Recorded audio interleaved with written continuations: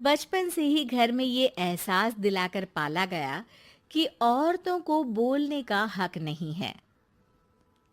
अरे ममता, जरा जल्दी जल्दी हाथ चलाओ। रोज ऑफिस में देर पहुंचता हूँ तुम्हारे कारण। लेकिन आपका सारा खाना पैक और तैयार भी है।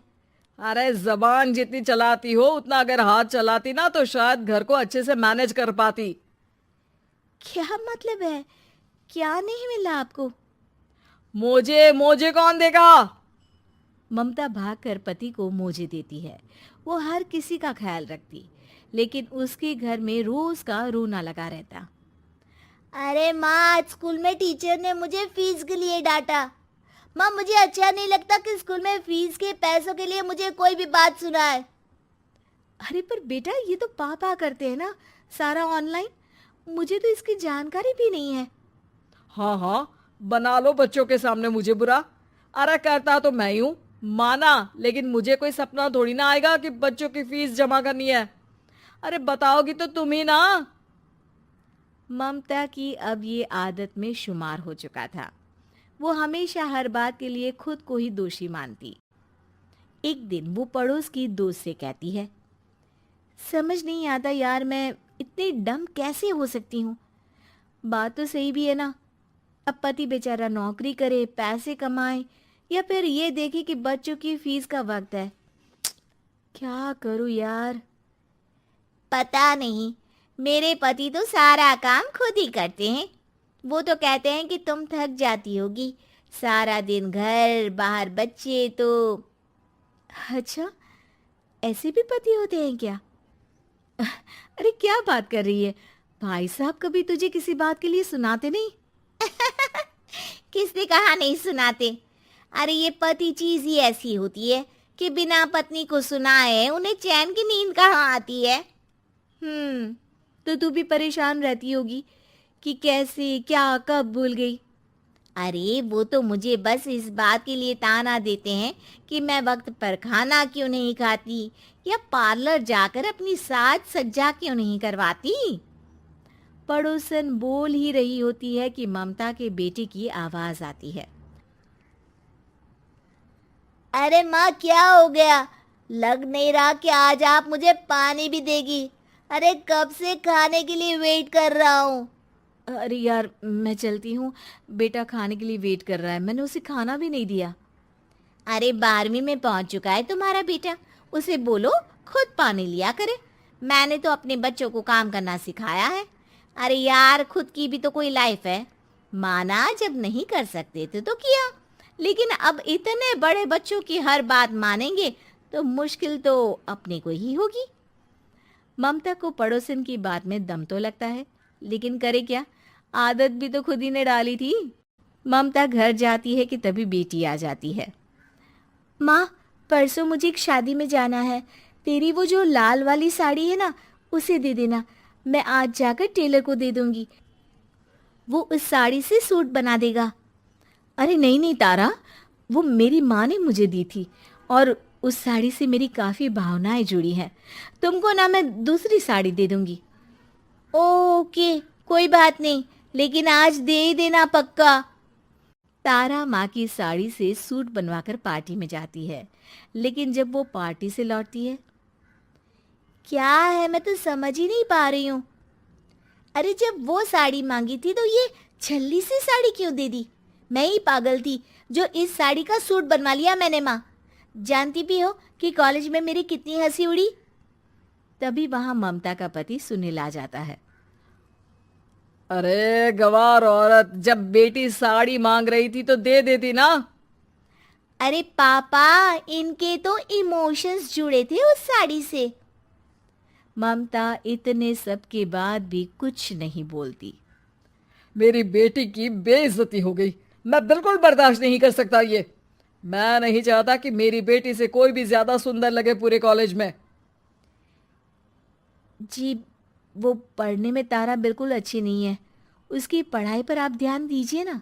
अच्छा, अब तुम मुझे बताओगी कि मुझे किस पर ध्यान देना और किस पर नहीं। रमेश जैसा ही ये वाक्य पूरा करता है, ममता की बेटी और पति उस पर जोर जोर से हंसते हैं। अरे ठीक है ना, पता ही नहीं चला कि कैसे वक्त इतना बीत गया। अरे कैसे पता चलेगा माँ, हम लोगों के पीछे जो तू बैताल की तरह चिपकी रहती थी, तुझे कैसे वक्त का पता चलता। ममता को पहले सास ससुर, फिर पति और बच्चों की तरफ से इस तरीके की बातें सुनकर उसका मन बहुत दुखी रहता था। एक दिन, सुनो ना, बहुत दिनों से कमर के नीचे बहुत दर्द रहता है। कल मैंने देखा तो एक फोड़ा था। अरे ममता, एक बार अपने पति से बात करो, वो तुम्हारा फोड़ा डॉक्टर को दिखा देंगे। अरे नहीं नहीं, वो तो गुस्सा हो जाएंगे। अरे क्यों गुस्सा हो जाएंगे, तुमको दर्द है। हाँ, लेकिन वो यही बोलेंगे कि ऑफिस जाऊं या फिर तुम्हें लेकर डॉक्टर के पास। तो बेटे से ही बात कर ले। अरे वो तो मैं कर लूं, लेकिन फोड़ा है ऐसी जगह कि उसे बताते मुझे शर्म आएगी। लेकिन कुछ ना कुछ तो करना जरूरी है ना, ऐसे कब तक फोड़े के दर्द से तड़पती रहेगी। अब तो सोच रही हूँ कि इनसे बात कर ही लूं, वरना दर्द के मारे कहीं मर न जाऊं। लेकिन शाम को, ममता, क्या किया तुमने आज? खाने के डिब्बे में कैसा खाना दिया था? दाल खराब हो गई थी। कब की थी? दाल तो मैंने सुबह ही बनाई थी, खराब कैसे हो गई? अच्छा सुनिए ना, मुझे कहना है कि अरे गरम दाल बंद करोगी तो ऐसा ही होगा ना। बेइज्जती हो गई सबके सामने मेरी। ऑफिस वालों ने ऐसा मजाक उड़ाया कि क्या बोलूं। कल से ठीक से खाना देना है तो देना, वरना खाना देना बंद कर देना। बाहर खा लूंगा मैं। ममता, जो पति से अपनी परेशानी बताने वाली थी, वो अब ये सोचने लगती है कि कल से पति को खाने में क्या दे। अगले दिन ममता थकी थकी सी हालत में, आप लोगों के लिए नाश्ता बना दिया है, खाना बनाने की हिम्मत नहीं है आज तो।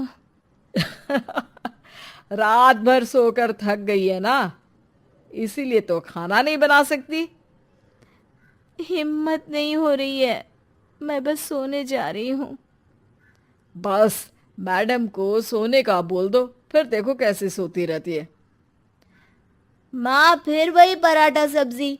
अरे हमारे साथ के दोस्त एक से बढ़कर एक नाश्ता खाना लेकर आते हैं, आप तो बस। सभी घर से निकल जाते हैं, लेकिन जब शाम को बेटा घर आता है तो घर में अंधेरा रहता है।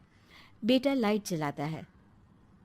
क्या माँ, तुम्हारा भी जवाब नहीं है बिजली का बिल बचाने के लिए? वो बोल ही रहा होता है कि सामने माँ जमीन पर लेटी मिलती है। वो उसके पास जाता है।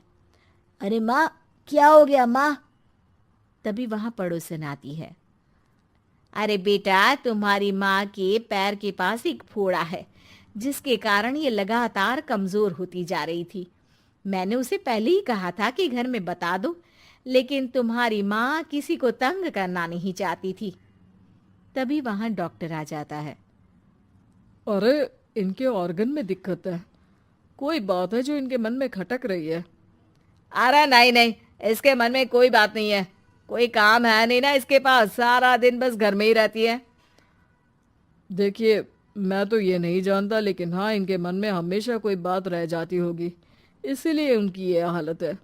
अगर आप समय से नहीं ले आते तो हो सकता था कि। अरे नहीं नहीं डॉक्टर साहब, हम पूरी कोशिश करेंगे कि वो ठीक हो जाए। हम लोगों ने अपनी ही परेशानी माँ के सामने रखी, लेकिन किसी ने माँ की दिक्कत को जानने की कोशिश तक नहीं की। हाँ, मैंने भी ममता को हमेशा घरेलू जरूरत से ज्यादा काम का नहीं सोचा था। ममता को होश आता है और वो खुद को अपने बेडरूम में देखती है। वो उठने की कोशिश करती है कि माँ, अब आप नहीं उठेंगी, हम लोग है ना, हम लोग आपको पूरी तरह से खुश रखने की कोशिश करेंगे।